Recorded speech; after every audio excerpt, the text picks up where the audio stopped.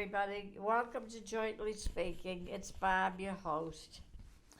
My apologies to you for the last couple of months.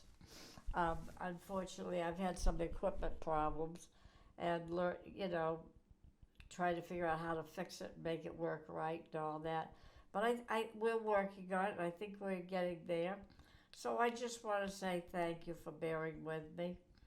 Um, the gentleman who usually helps me with it has been ill and been in the hospital. So unfortunately, that happens, and I just want to wish him the best.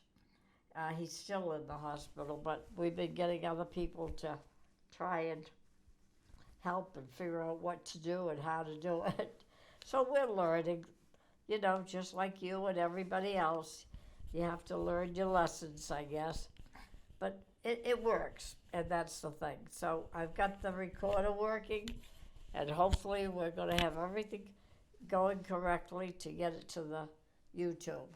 Anyway, I just want to say, can you believe it's August? I can't. I don't know about you, but I was shocked just to realize that August is here already. God, kids are going to be going to school pretty soon, hopefully, for those. And getting it back to work, no more vacations. Time is just flying by. But anyway, so today I wanted to talk to you about kind of a healthy outlook, but it's something you need to be aware of. And I haven't really gone into it too much. And I thought today would be an excellent day to do this. So today we're going to be talking about the benefits of exercise. Now that may seem kind of odd to hear me say that, but ladies and gentlemen, I want you to know I'm a big believer in exercise. I truly am. You know I exercise on the show, but I exercise at least 4 days a week, if not more. I just love doing it, and I know it helps. Okay? And the only way you can do that is by helping yourself. Nobody else can do it for you. You've got to do the exercises yourself. So what do you do when you're feeling lonely? You know? Did you know that 1 in 3 adults that are over 50 feel isolated from others? That's quite a bit of people. That's a huge amount of people. I couldn't believe it when I heard that. But I could see where it would be. You're older adults. You have, you feel a lack of companionship. But let me tell you something. There are children who are sick with an illness, and they feel just as lonely and have a lack of companionship because they're sick and they can't either go to school or they're in the hospital. And so children need the exercising as much as you do. And I think that's something that kind of gets forgotten unless the child is actually sick. So I wanted to make a point of that today for you and make you realize that, it can affect how you feel if you're lonely. It really can. Okay? So some things that may be at high risk for you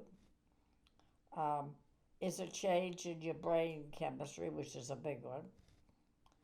Anxiety and depression can cause you to need to do something. High blood pressure, maybe heart pressure. Heart disease, I should say, really. And then obesity. That's another one. When you're feeling lonely, you have these problems and issues. So, what I want to talk about is here are some things that maybe we can do to minimize the loneliness. And I mean this seriously. I'm a big believer in exercise. I talk about it all the time, and I do it all the time because I really believe in it for children as well as adults. And children can do the exercises I'm going to be talking about today just as well as adults, in case you're wondering. I don't want you to worry about it, okay? So, some of the things that you can do to minimize that, feeling kind of lonely, left out, whatever, is exercise, like I said, eating healthy foods, it's another good one, and of course, getting enough sleep. And another thing that you never think about, probably when you're sick, is doing activities you enjoy. That's a biggie. Do activities you like. If you like to sew, if you like to dance, if you like to, cook, find ways to do it. Believe me, there are ways to do it, you know, and you'll find it. And reach out to your friends and your family, socialize more. That's always good. And always remember, excuse me, at least for the seniors, you've always got your senior centers. If it's a child that you're working with, there are places that they can go, but they're probably more confined to the type of, illness he has. So you might want to check it out. But check all these things out. Get a list of everything. Don't just assume. And if you're doing it for your mother, for your son, for your daughter, whoever, or for yourself, keep a list. You know what I do? I make a notebook. I have a notebook that I keep here, and I keep all my things in it. I keep some exercises in it. I keep places to go where I know I can go comfortably and not be, left out and feel like I'm not wanted or feel like I can't do it. Um, Places like that, restaurants. I know the restaurants that I'm the most comfortable in, that treat me right when I go in there, and I don't feel uncomfortable. And that may seem odd, but believe me, it can happen. Um, and so I keep that notebook and I use it whenever necessary. And that's what you want to remember. Keep that notebook there and write things in it for your children, especially. Children require a lot of time, but good time. When you're doing an exercise with them, make it a game.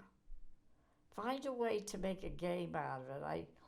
I can't tell you honestly how I would do it. I've never been in the situation, being honest. But find a way. Talk to somebody who does therapy with them.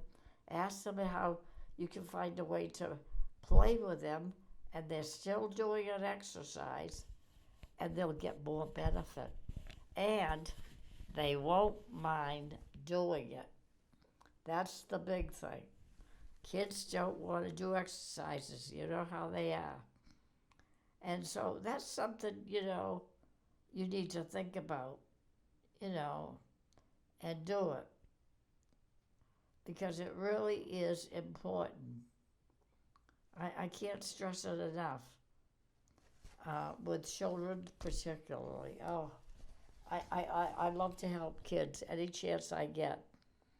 Whenever I go to a physical therapy place, if there are children in one, I always go in and watch them and go and join them, believe it or not.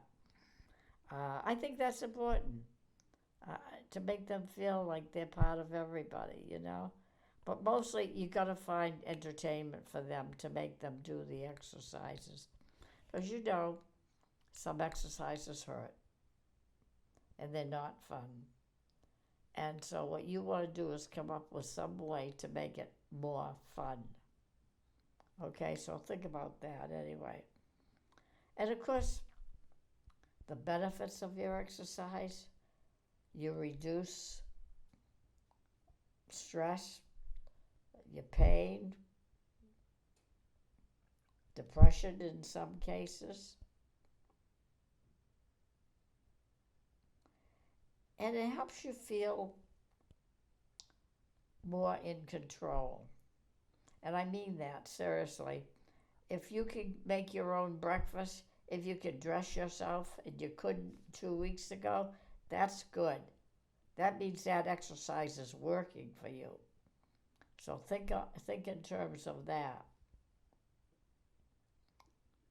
And uh, perking up your mood. It'll help you to perk up. It'll make you feel better. And that's what people don't realize. When you're down, you're down. But boy, when you feel good, you feel great. And boy, it shows off to everybody. And I know that for a fact. People will sometimes say to me, gee, you're not in too swift a mood today. I say, yes, I am. And I say, no, you're not. They can tell the difference. I'm in a mood. I'm just not in a terrific mood. I'm in a good mood. And it varies. So I try to watch that. I try to be better at it. Improving your sleep is another benefit of exercise. It'll help you sleep better. The only thing I don't recommend is that you do exercise just before you go to bed. I highly am against that. I believe in doing it, if you want to do it right after dinner, that's great. But to do it before you go to bed, it gets you excited because you're doing it, you're feeling good, and that may keep you from sleeping. So I don't recommend that. Okay? And as you'll learn as you go through this, every little bit helps. If you take part in activities you enjoy, you'll become more likely to keep it up. So consider some of these ideas. And I love some of these. One of them, walking, or biking, or swimming. The swimming I like, and the walking. I think that'd be good. Every little bit will help. Dancing. That's my favorite. I love to dance. How about some yoga or Tai Chi? Maybe do that. It depends on, well, let's do a couple of others. Some tennis maybe, gardening, and just playing with your grandchildren. Or the children playing with their grandparents. My grandson comes over and plays with me. We hug and we talk and we fool around a little bit. And I love it. I enjoy it so much. And that's one thing that's important, your grandchildren. Don't let them think uh, don't let them think they can't come near you or they can't touch you. What I did, I should say, with Maya was I just said, now, we can hug each other and kiss each other and do things. You just can't grab me and pull me, And we talk about that, so, And like if we go out shopping once in a while, which is rare, but we do it, he pushes me in the wheelchair, believe it or not. and I love it. And so we have a good thing, and that's what you want to remember. And so that's why I say, whether you're helping your grandchild or your grandchild is helping you, it's good. It keeps a wonderful rapport between you. You have fun. You can laugh. You can play games together. You'd be amazed at what you can do with these children, if you're working with them. It's just something that is truly, truly, truly important to the kids and to you as well. I know a lot of people, in some cases, they feel like, how can I say it in a nice way, that their grandchildren don't like them because they don't touch them. But you gotta, if your grandchildren are touching you because of your illness, explain it to them, talk to them, give them a hug, give them a kiss, talk to them, let them know what's going on so that, they can handle it. Because exercise, believe me, is all about having somebody with you to do it. Don't do it alone, ever. It's no fun, believe me. And one of the things is fatigue, that we talk about a lot. And fatigue, sometimes you're feeling tired, and that can come from several different type illnesses. It can also come from medication treatments, infections, chronic diseases, and anemia, just to name some of them. Can you imagine that? No. That's a lot to take in. But most, I think any illness, I think you get some sort of fatigue with, I really do. And, low energy might include anxiety, grief, you're not sleeping, too much caffeine, too much alcohol, eating junk food, and you're either eating too little or you're eating too much with the food. And too much exercise can also be a problem. And then, of course, there's always the famous one, boredom. We all have that. We all have that. Eating healthy is crucial. I talked to a lady just recently, within the last week, and she was saying something how she lost 5 pounds. I said, good, keep it up. Because I said, if you ever get sick, your recuperation will turn out much better if you're, a normal weight. And she said, oh, okay. She never thought about getting sick and having a problem. But it's true, you do. Just think if you were overweight and you had to have anesthesia, I wouldn't want to. No, thank you. And of course all your foods are going to have vitamins and minerals, you know that. Antioxidants, goes without saying. And above all, if you do nothing else, stay hydrated. Drinky water. Something like that. Water is really the best thing you can drink. I drink some at lunchtime, and I drink it at nighttime. And then coffee, juice. I have 1 soda a day. So I try to drink a lot, and I have some, I got a new kick now. I found some limeade in the grocery store. I love it. And I've been drinking some of that. Just a half a glass, but just something to change. So that's what you got to do. You got to make a point of doing those things, and getting enough sleep, of course. Uh, One of the things everybody I hear recommends, doctors that I've heard talk to me, don't take a nap more than 30 minutes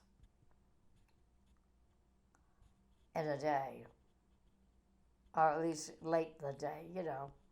And I think that's interesting because I can agree on that because you'd be awake half the night, I think. So that's a good thing to keep in mind. And of course, I'm going to make you exercise regularly. I really, truly believe in that. We'll talk about that a little bit more later. But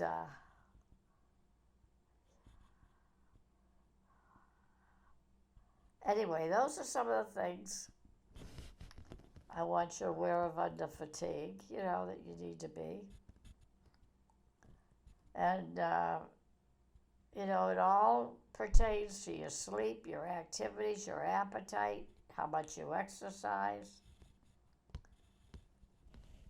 So keep that all in mind when you're thinking about that fatigue and how you do it. Okay? Okay. Well, I'm surprised. Okay.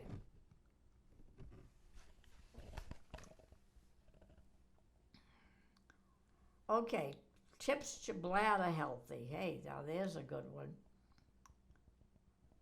Drink enough fluids. You know that. I'm going to tell you that all the time. Alcohol, if you can stay away from that, and caffeine, you're doing good. Don't smoke. Avoid constipation if you can. Work on it if you're having a problem.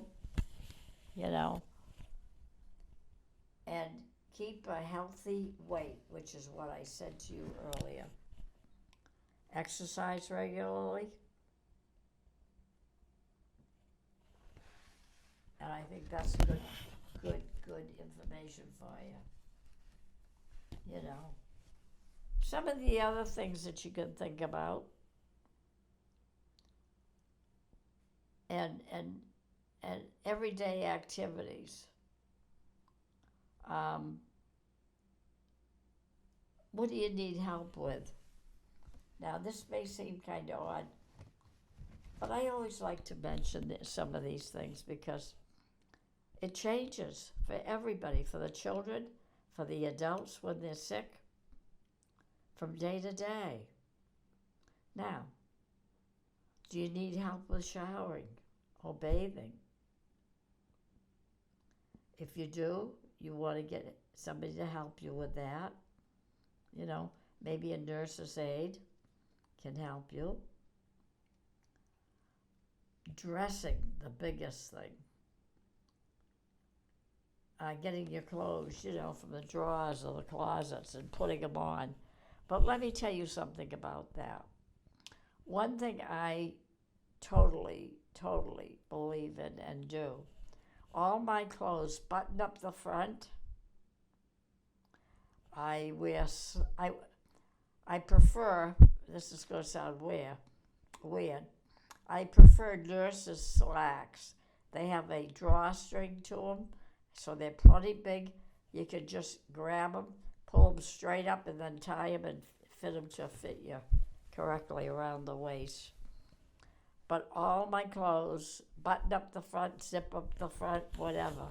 In fact, you'll probably laugh at this one, I recently bought a couple of sweatshirts, and I knew I couldn't get them over my head, and I had to think of a way to get them on. So I looked at them, and I wanted them to keep me warm when I needed them. I like them better than a sweater, believe it or not. Anyway, I bought a pair of scissors. Actually, I bought pinking shears. And what I did, the front of the sweatshirt, up the front of it, I marked it with a marker, just, sporadically, in the center of the shirt. When it was brand new, I laid it on the table flat and marked the center of the shirt. And I had a friend come over and take the pinking shears and cut the sweatshirt all the way up. I love it. I use it all the time. It is fantastic. Now you could turn it over and hem it if you had to with somebody, if you wanted to get somebody to hem it. But I found that with the pinking shears you didn't have to. So dressing, that's something to think about. If you can't button your buttons, buy Velcro and put that on your blouse. Put it in just take the button off and put the Velcro in the same spot the button and the buttonhole are. Okay? And that's something else you can do. One thing I particularly do not care for are long sleeve blouses. I find them very hard. I can't button them at the wrist, and they never seem to fit me right. I don't know why, but they don't. And I'm tiny, believe me. So what I've been doing, if I like the shirt, really like it, I buy the shirt and I cut it above where the cuff is. I make it a 3/4 length sleeve. And I just do that by cutting it and then using the press-on tape, the press-on tape that you can hem with, and that works. Works great. And for slacks, I don't wear anything heavy, but like I said, I buy the hospital pants. I love them. They have every color you can imagine. And what I do with them is I cut them with pinking shears, and I leave them. I don't have them. And so far, they're holding up pretty good. So that's another way to go. You could even make Bermuda shorts, things like that. Cut them with the pinking shears. You won't have to worry about hemming these things. And you're comfortable, Things like that. So anyway, there's some ideas for dressing. I probably went a little too far with you, but it works. Moving, getting in and out of your bed, your car, a chair. I recommend if you have a chair that's too low to the floor for your knees, in other words, when you go to stand up, your knees can't straighten good, put a pillow under it and sit on it. It helps. That would work. Okay? And get somebody to help you if you need it.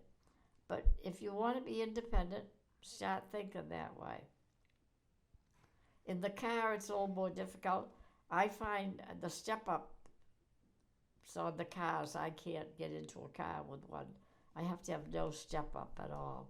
I can just slide my fanny, my buttocks, onto the car seat, and then I push myself against my feet against the door and push myself up and get in the car that way. I have somebody stand in front of me just to make sure I don't fall. And it's kind of hard to explain with a car, it really is.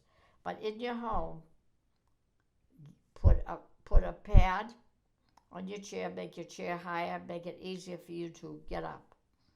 Use electric recliners. They're terrific. They get you up good. They work well. So those are some other things that you can do. Okay? So some ideas anyway. I'm sure you can come up with some too, but just so that you know, there's some out there. And they're available. Okay? Let's see. Of course, eating, that's a problem all in itself. It depends on how much help you need. Do you need a little? Do you need a lot? Or none at all? But that's okay. I find anything thick, like a piece of ham, if it's a thick piece of ham, I need someone to cut it for me. If it's thin, I can usually do it myself. I can handle the mashed potato, the baked potato, usually the vegetables. Steaks, I have a terrible time with. I don't like cutting them. I just can't. Chicken, get through it with no problem. And then, of course, there's shrimp, which I just pick up with a fork and use that. Swordfish is easy. Salmon, haddock, things like that.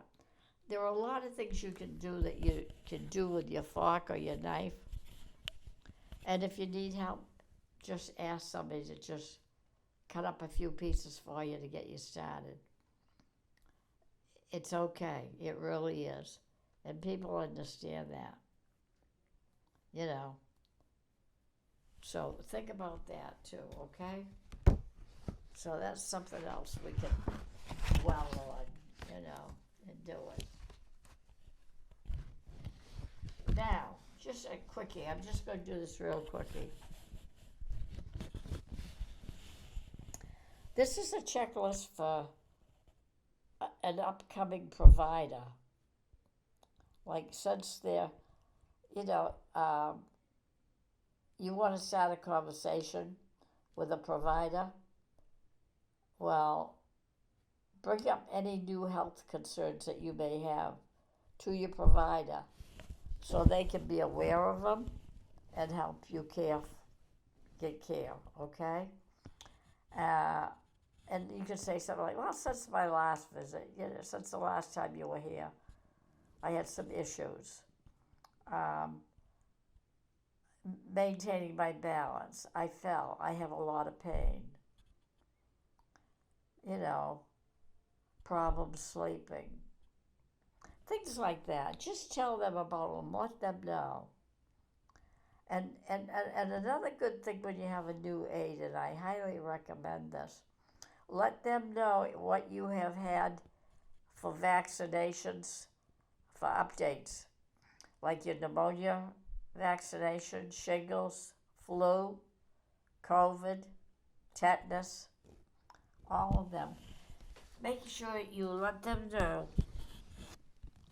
that you've had that. That's truly important, because depending on what is the problem, they will make sure that somebody comes out and does those shots for you. And I think that's what's really and truly crucial for most of us. Because no matter what, folks, you want to be on your own. You want to be healthy. You want to be independent. I know I do. And I'm pretty much independent to a point. I can eat my own meals within reason. Right now, I'm not changing my beds. Somebody is doing that for me because I have a leg that's gone bad. But other than that, I get up and I have coffee and I do all my paperwork. I do my mail. I do the radio show. And that keeps me going, and that is a godsend. I just can't tell you how much I enjoy doing this show with you people. It truly makes my day. I used to do TV many years ago, and then we switched because the TV station moved, and so it was too far to travel. But I've done it. I've talked about one thing. I talk about everything. I don't try to pin it down to one illness, because not everybody has the same illness. So I feel it's important to give you generals, ideas, so that you could use it for your benefit. Okay? So anyway, that's what I try to do. I hope you enjoy the show. I try to help. And please, I would love to hear from anybody. Just to talk to me, just to chit-chat. I would love it. You can reach me at Jointly Speaking Podcast at gmail.com. So you can email me. Okay, I'll say it again. Jointly Speaking Podcast at gmail.com. And send me a note. I'd love to hear from you. I would love it. If you just want to chit chat, that's fine too.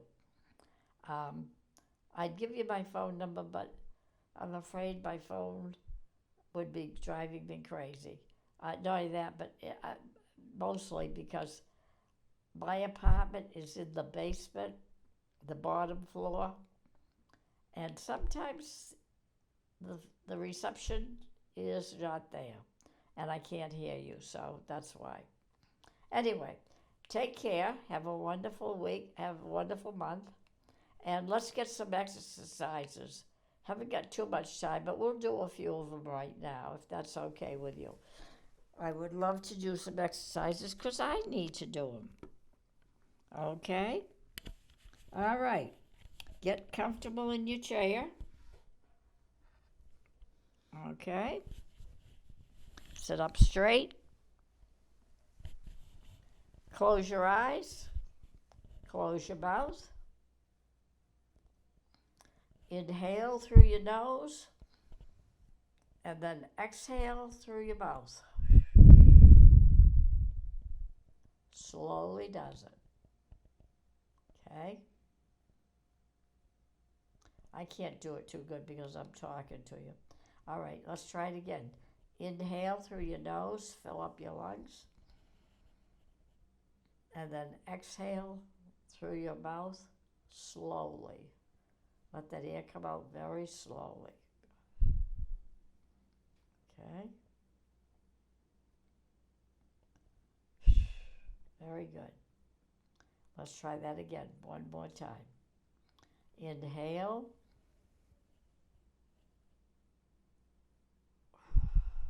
And exhale.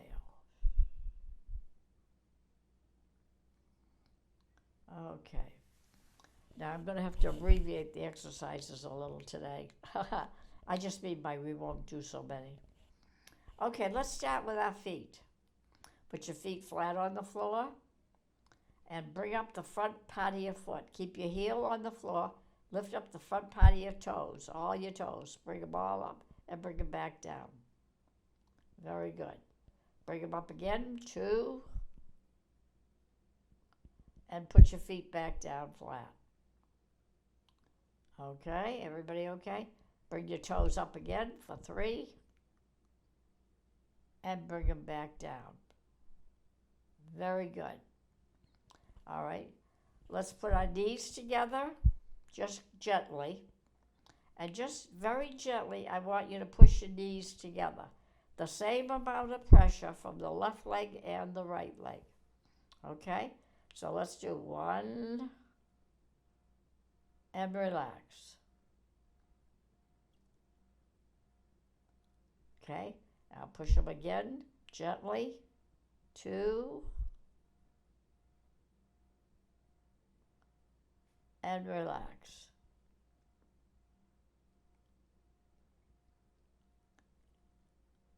And again, 3 and relax. Very good. Excellent. Excellent. Okay. Now let's take your right leg and put it out straight in front of you. Raise it up straight. And then bring it back down slowly. Okay? That's for 1. That's good.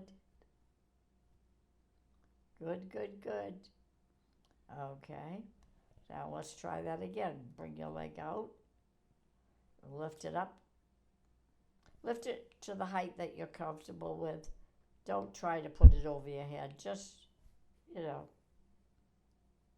what you're doing this for really is to help to keep you walking. Okay? Lower it back down slowly.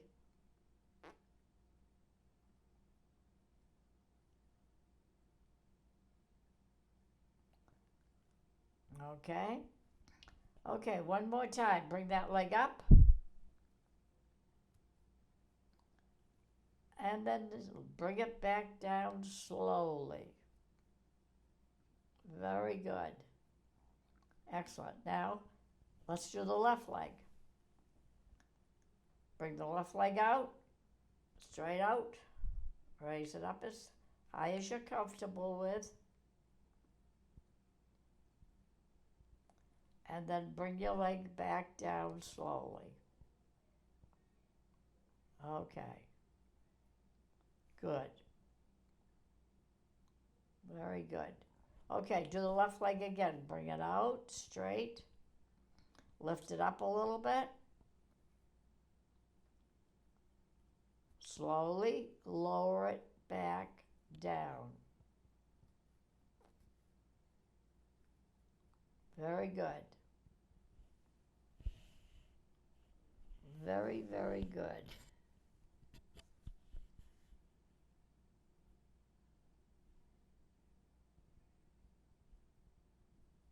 Okay, one more time. Bring your leg out. Bring it up, raise it up. Keeping it straight. And then bring it back down.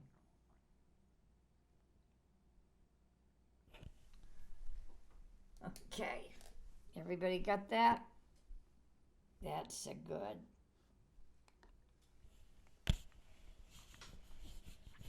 Okay, very good. Now, sitting straight up, or sitting, the best that you can, pinch your butt together. Pinch your buttocks together. 1, and release. You don't have to hold it. 2,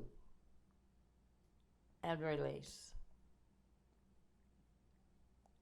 And 3,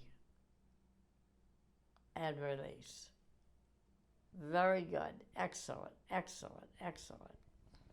Okay. Now you're at your waist. So let's turn our waist. No, I'm sorry. I said that wrong. You're going to do the upper half of your body from your waist up. So I want you to turn the whole thing from your waist up to the right. And then come back to the center. Okay, has everybody got that? I'm sorry, I misspoke. Okay, now go. I want you to, from the waist up, turn your waist and the rest of it to the left and bring it back. Okay, remember, this is good when you're driving a car to see behind you. Think of it. Okay, let's do it to the right. Go to the right, top half of your body, come back to the center and stop. Go to the left, top half of your body, come back to the center when you're ready and stop. Okay, one more time. Oh, I'm tired. Go to the right,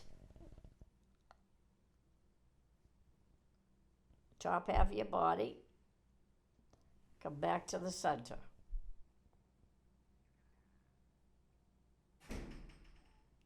Okay, go to the left, top half of your body, and come back to the center. Very good. Excellent. Okay. Now just take a deep breath and relax for 1 second. Okay. That's all I'm going to allow because I don't have much time here. I talked more than I thought I was going to today. Okay. Your head. Sit up straight. Yeah, that's a good one. Okay. Your head up straight. Turn it to the right as far as you're comfortable with, and then bring it back to the center, face forward if that's what you prefer to say. Okay? Take your head and turn it to the left. Bring it back to the center or face forward, whichever you prefer. Okay? Okay, one more time. Let's go to the right. Come back to the center.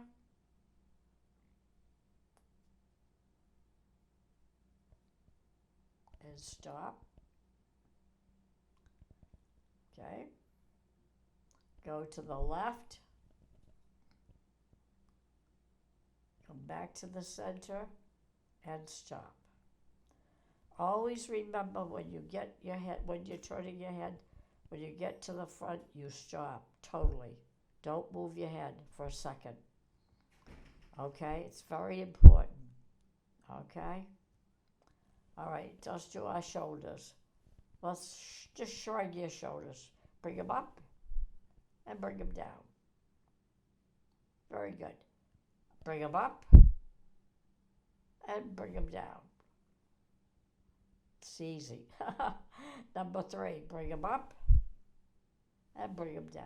That's good. Very good. Okay, now you want to take your shoulders and bring them back. Like you're standing at attention in the military. Think of it that way. Shoulders back. And you'll feel that because it'll go all the way through to your spine once you get used to doing it. Okay? And relax. Okay? Let's pull our shoulders back again. Add attention. Very good. And relax.